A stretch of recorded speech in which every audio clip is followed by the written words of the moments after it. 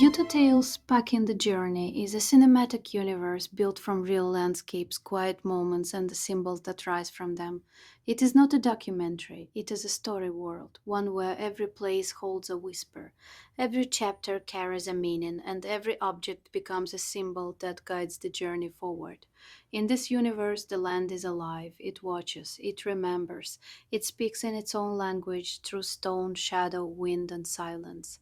Each chapter follows a real location in Utah, canyons carved by ancient rivers, museums filled with forgotten stories, trails where the earth hums with memory.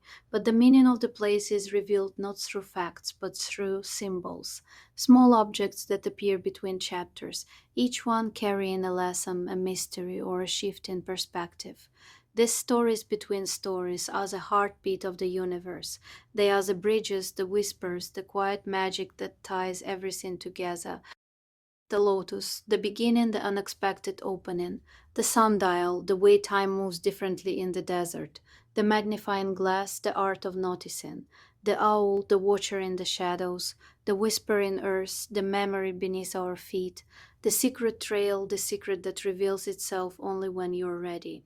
Together they form a symbolic map, a journey not just across Utah but inward. The universe ends with back in the journey, a ritual where the symbols become gifts. The stories become touchable, the adventure becomes something you can hold in your hands. But the truth is, Utah Tales never really ends. It simply waits for the next place, the next whisper, the next symbol. This universe is for anyone who needs a moment of stillness, a breath, a reminder that the world is still beautiful, and that meaning hides in the quiet corners of our lives, waiting to be noticed.